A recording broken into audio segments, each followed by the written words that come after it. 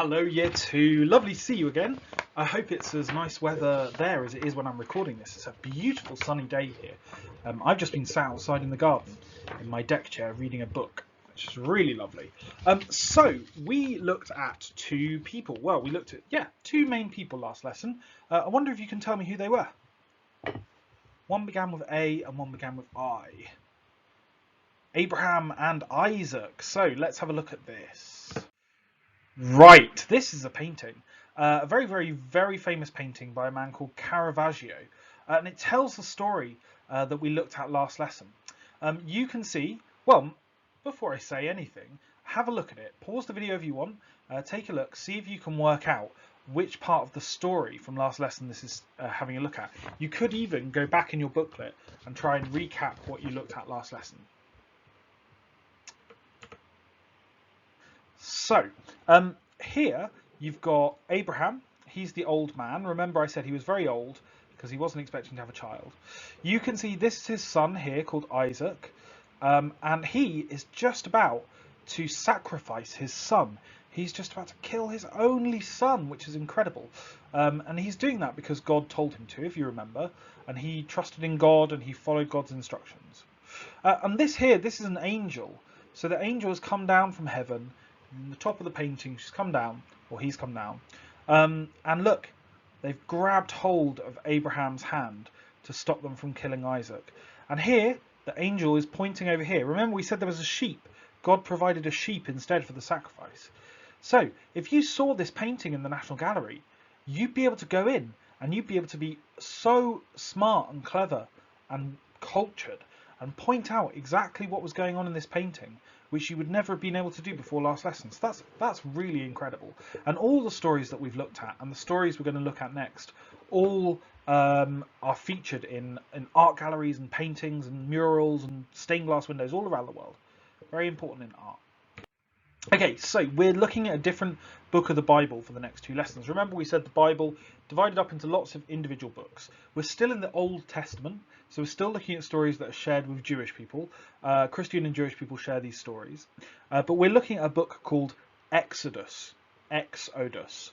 And Exodus tells the story of the escape of the Jewish people from slavery. That's what the word Exodus means. It means getting out. It means escaping from slavery. So, today we're going to look at the story of Moses, someone who you may actually have heard of. There's a film being made about Moses called The Prince of Egypt, which is very famous. You may have heard of Moses before. And the story takes place several hundred years after Abraham and Isaac. So you've got Adam and Eve, Cain and Abel, then several hundred years, and then Abraham and Isaac, and then several hundred years again, and you've got the story of Moses. And it's told in the book of the Old Testament called Exodus. Okay, don't forget, you've got your storyboard for today. 4 panels, we'll recap them at the end of the story. It's a fairly long story, this one. It's split up into 2 lessons, but even so, it's quite lengthy. So, the story of Moses starts with the Hebrew people in slavery. They've been captured by the Pharaoh of Egypt, and that's the Pharaoh in the middle of the picture there. The Pharaoh was in charge of Egypt. He was like the leader of Egypt, and he went to where the Hebrew people were living, and he basically stole them. He took them to go and work on the pyramids and work in slavery, which means you don't have any choice about your work. You don't have any freedom.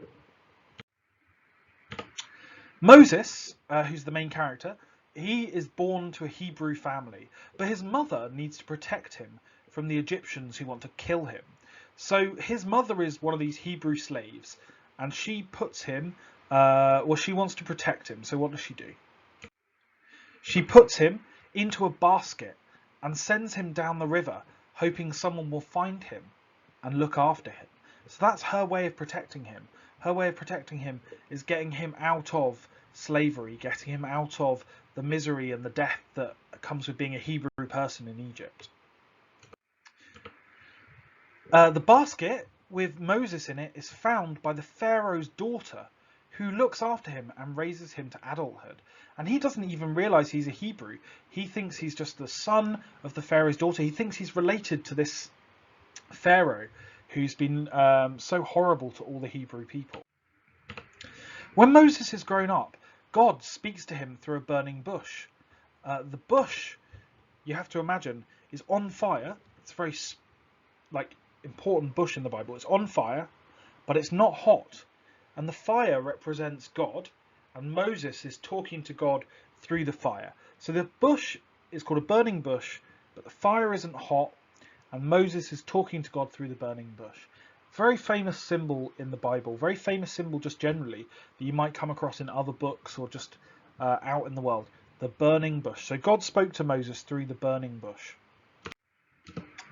God tells Moses he has been chosen to save the Hebrew people from the Pharaoh, and God will help him to do that. How do you think he feels at this point? So Moses has had a very he's had a very peaceful upbringing to this point. He's grown up in the Pharaoh's household. He's quite happy and content. Why is he? He doesn't particularly like the way that Pharaoh's been treating the Hebrew people. But it's only at this point, when he sees the burning bush, that he communicates with God, and that God tells him that you are going to save the Hebrew people, that you are going to be my servant, that you are going to work out how things work. So how do you think he feels? Have a think about that.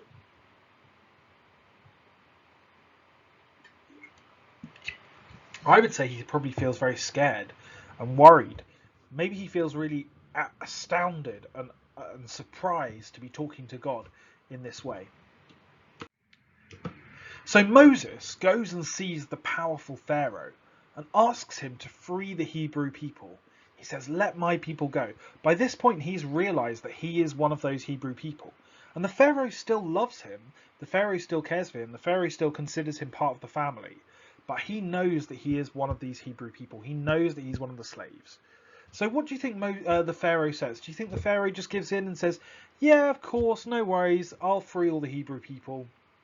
No, he does not. No. Pharaoh says no. He says no every time that Moses asks. He says, "I will not let your people go. I will not free them." So, here is where we end the story today.